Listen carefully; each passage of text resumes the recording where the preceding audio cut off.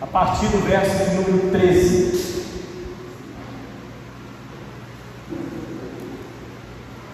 Epístola do apóstolo Paulo aos Colossenses, capítulo 2, a partir do verso de número 13 até o versículo 15.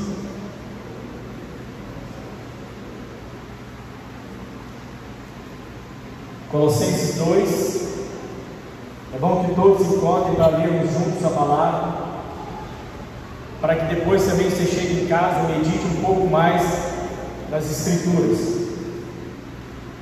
Colossenses 2, a partir do verso 13, podemos ler?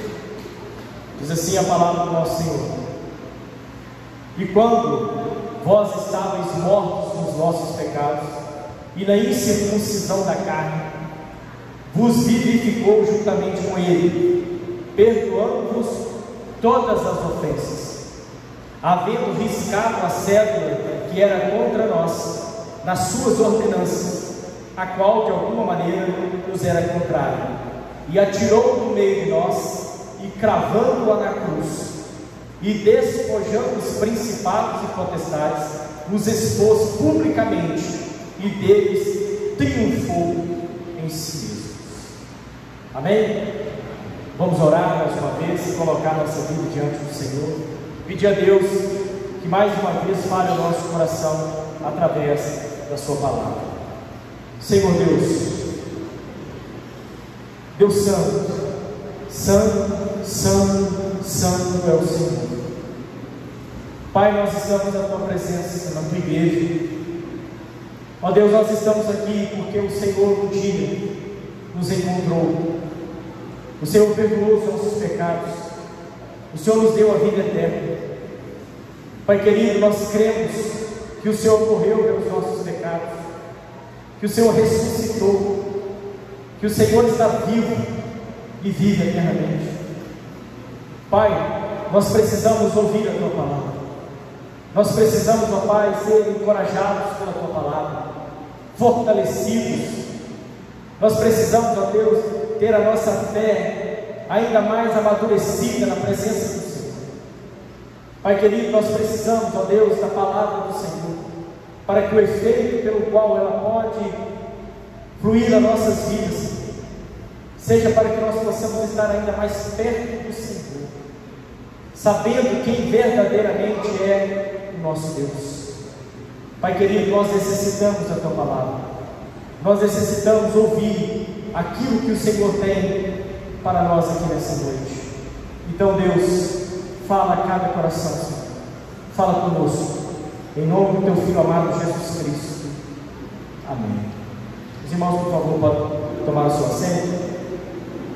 Hoje, a irmã Wanda foi também na companhia do Marcelo Rocha e da irmã Rosana, estão lá em Águas Ferras, pregando a palavra do nosso Senhor. Colossenses era uma cidade que provavelmente não foi Paulo que fundou a igreja nessa cidade. Tudo indica que foi Epáfras. O interessante dessa cidade que ela estava próxima de duas cidades muito importantes daquela época, Laodiceia e Herápolis. Essa cidade de Colossenses, essa igreja instalada em Colossenses, lá em Colossos, essa cidade, essa igreja, ela passava por um problema, por um período onde o que era infelizmente comum em muitas das igrejas, o falso ensino, a falsa doutrina que aos poucos ia entrando dentro da igreja. E a principal doutrina, a falsa doutrina que estava entrando nessa igreja, era que a matéria, quer dizer, o nosso corpo, ele era mau. E se o corpo é mau, logo ele tem que sofrer. Se o corpo é mau, então ele não pode ter nenhum tipo de prazer, ele tem que sofrer. E era comum as pessoas crerem ali, estarem crendo no Senhor Jesus Cristo e chegarem falsos ensinos para eles dizendo: vocês creem no Senhor Jesus, mas vocês têm que mortificar a sua carne, a carne externa.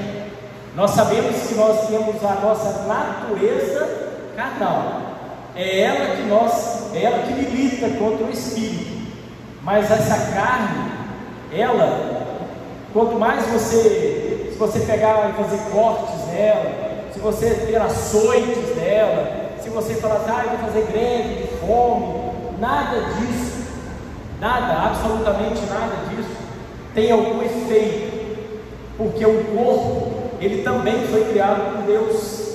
Então o falso ensino ali estava principalmente com a matéria má, que a matéria, que a carne deveria sofrer. E nós sabemos que Cristo, quando veio e morreu na cruz do Calvário, Ele nos, como nós lemos aqui no verso 13, Ele nos vivificou. Nós sabemos que esse corpo, depois que nós morrermos, ele vai para a terra, para debaixo da terra, ele será comido. Isso não vai, ele vai ver a corrupção total no seu corpo, por causa do pecado. Agora, nós temos a nossa salvação, é da nossa alma em Cristo Jesus. E é por isso que Paulo então escreve a partir do verso 13, ele escreve para uma epístola, né? Porque epístola, né? Uma carta pastoral, uma carta de ensino para a igreja. E ele escreve dizendo: e quando vós estáveis mortos nos pecados e na incircuncisão da vossa carne, vos vivificou juntamente com ele, perdoando-vos todas as vossas ofensas.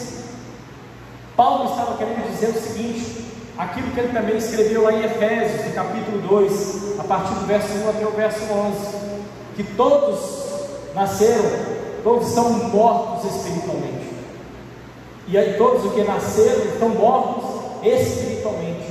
E é por isso que quando nós cremos no Senhor Jesus Cristo, nós temos a nossa alma vivificada, nós somos ressuscitados, porque nós cremos e Jesus Cristo agora abre o nosso entendimento e nós nos tornamos o que? Vivos, porque o pecado ele mata.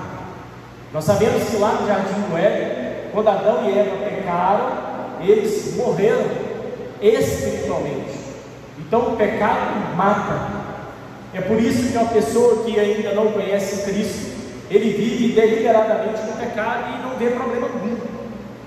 É por isso que ele peca e para ele não tem diferença nenhuma. Ele peca, continua pecando e vai continuar pecando. Agora, o vivificado quer dizer o crente no Senhor Jesus Cristo, aquele que nasceu de novo, aquele que agora tem o seu pecado perdoado, as suas ofensas perdoadas. Esse agora, o próprio Cristo, o próprio Espírito Santo, quer dizer, o próprio Deus habita nele.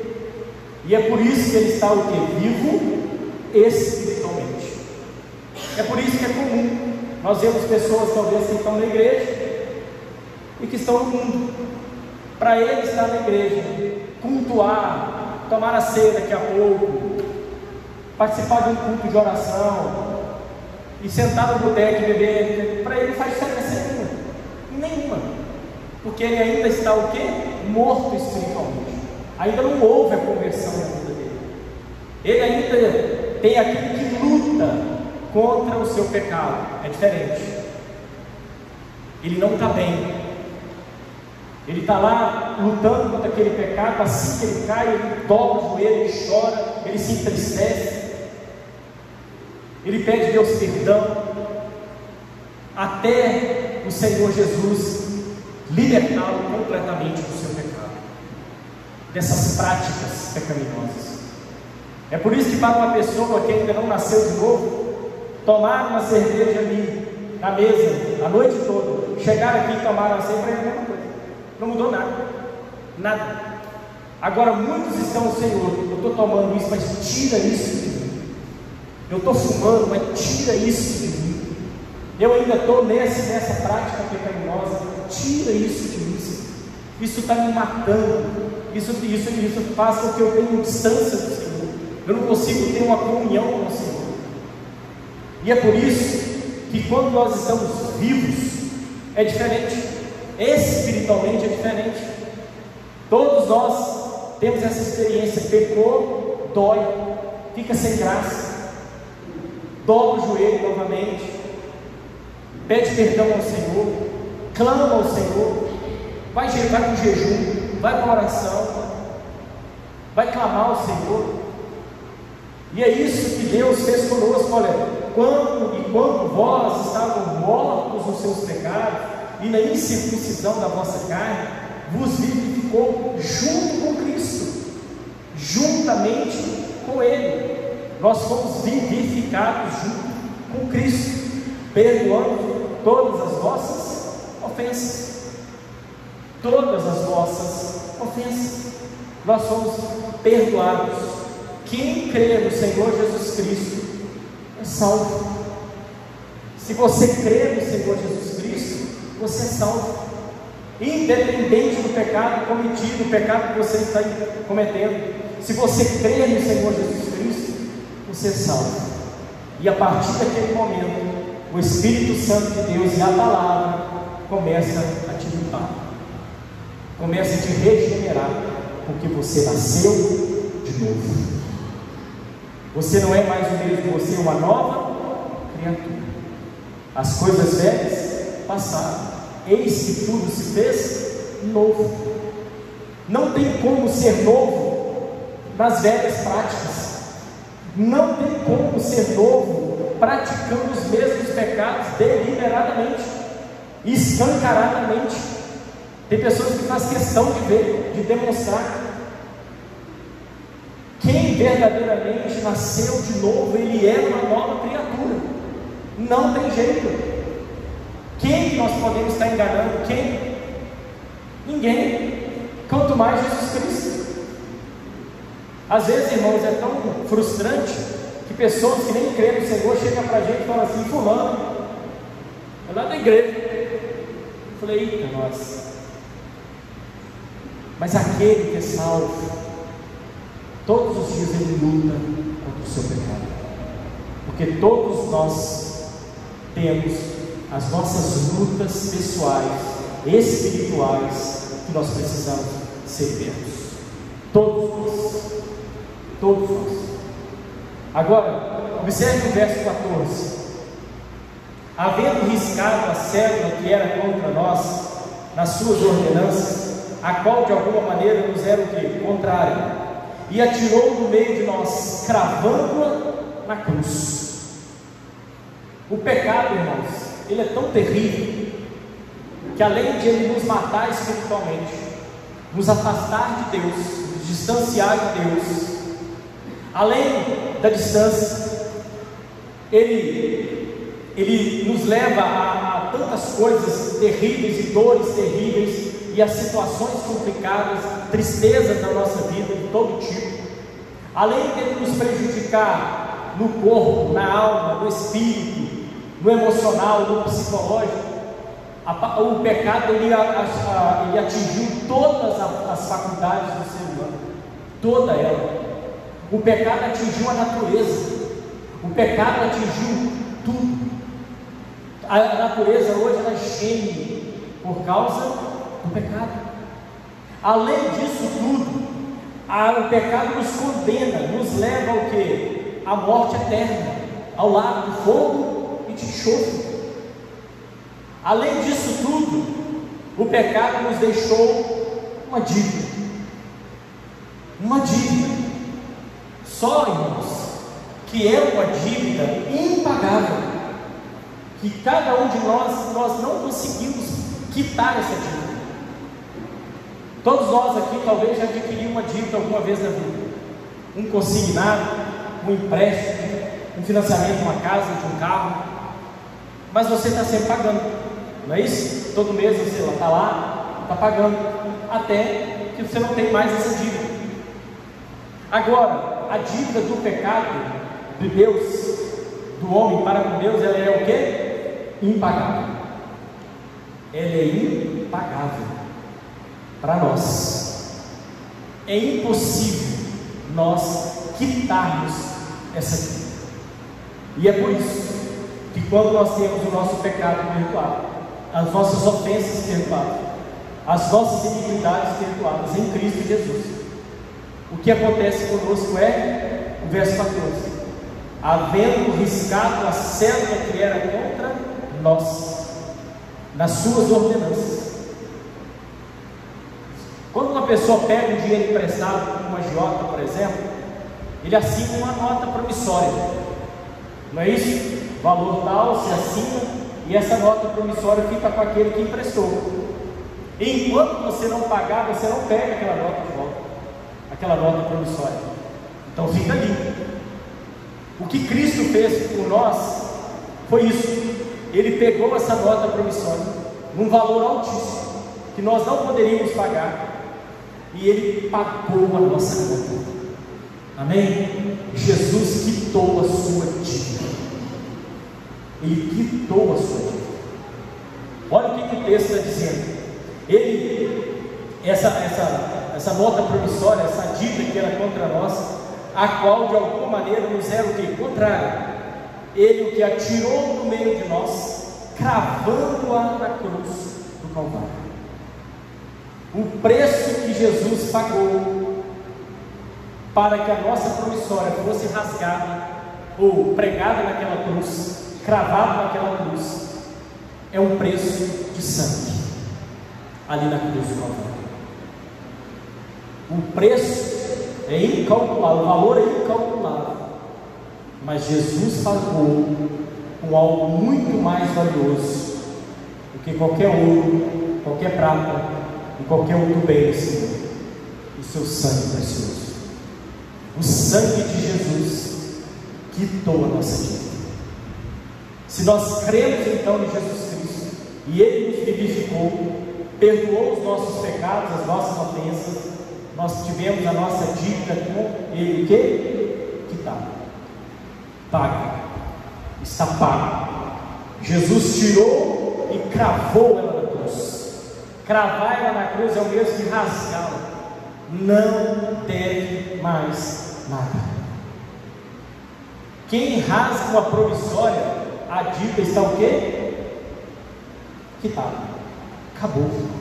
Não tem mais dívida. Agora, o verso 15, Paulo escreve algo que é maravilhoso para a nossa compreensão, para o nosso entendimento. Olha o que ele diz: e despojando os principados e potestades. Quer dizer, o que é principados e potestades? Satanás, seus anjos e seus demônios. Olha aí. E os expôs publicamente, e deles triunfou em si mesmo. Se nós voltarmos lá em Gênesis 3,15, por favor, abram lá. Gênesis capítulo 3, verso de número 15. Logo após a queda do homem, Deus já apresenta o plano de salvação. Gênesis capítulo 3, verso de número 15.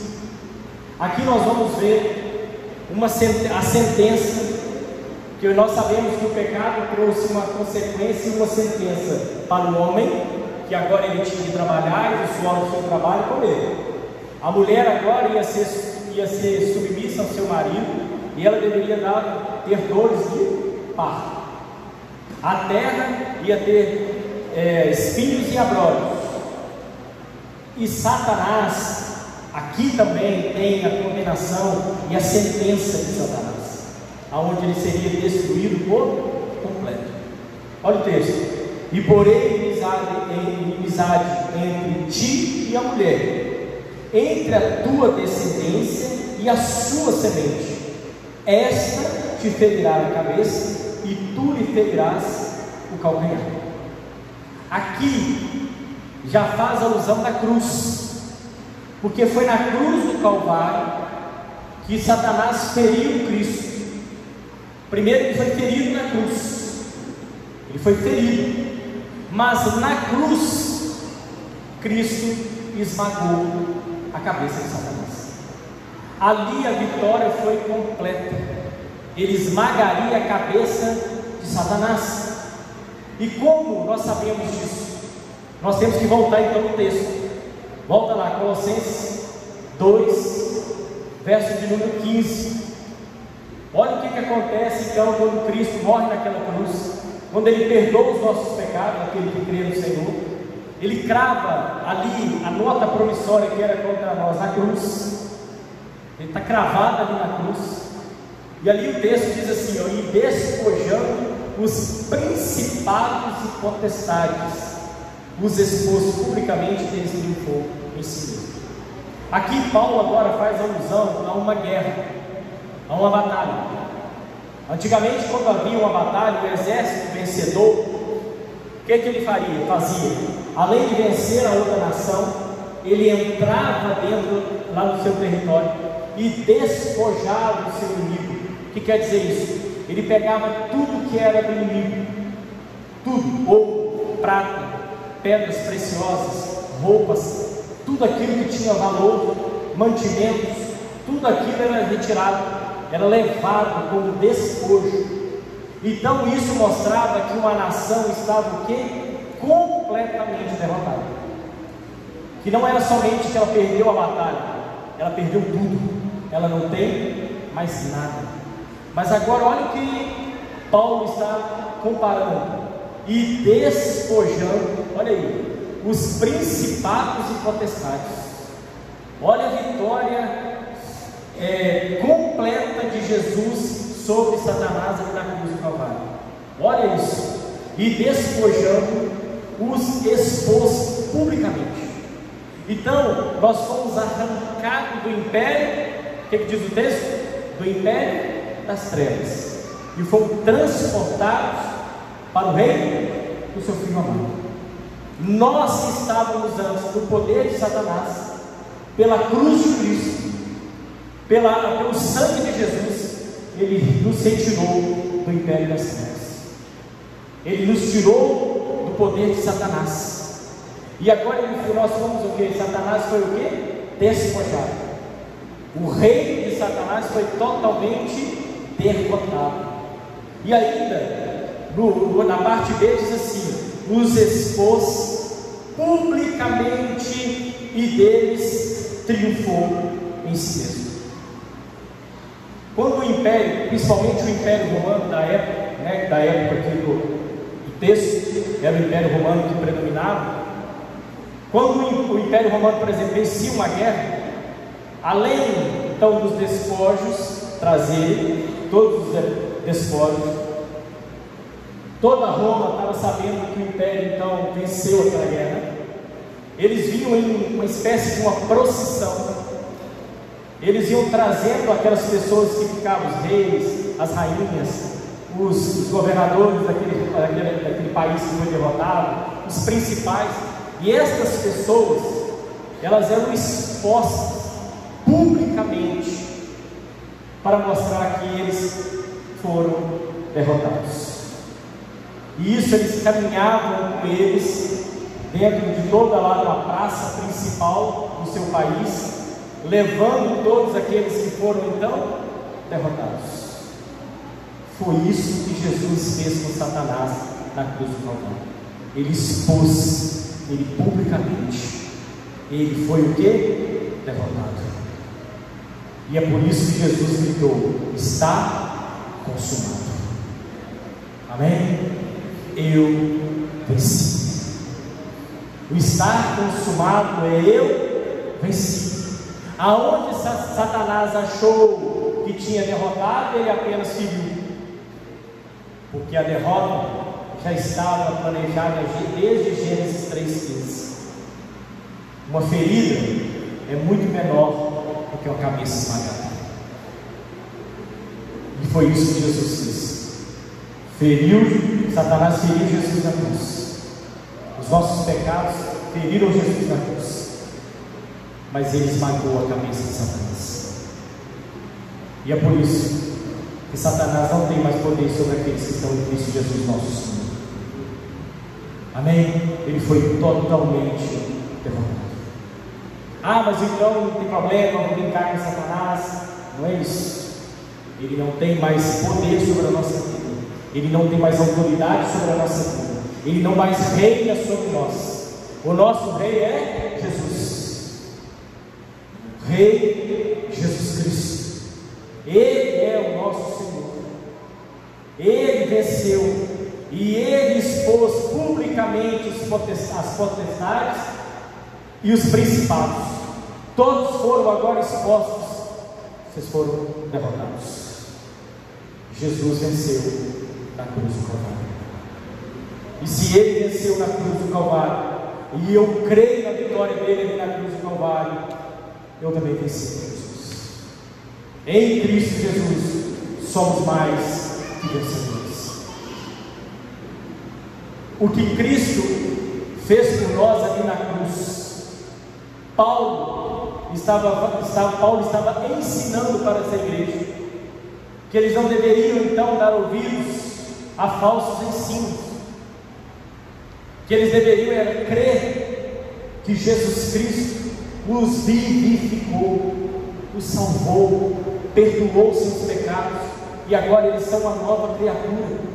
Eles não têm mais dívida, eles agora não têm mais distanciamento de Deus, eles agora se aproximaram de Deus em Cristo Jesus. Irmãos, nós estamos aqui nessa noite porque um dia Jesus nos vivificou. Nós vamos participar da ceia porque um dia nós cremos que Jesus Cristo nos salvou, que Ele morreu naquela cruz e derramou o seu precioso sangue para nos dar vida e vida eterna.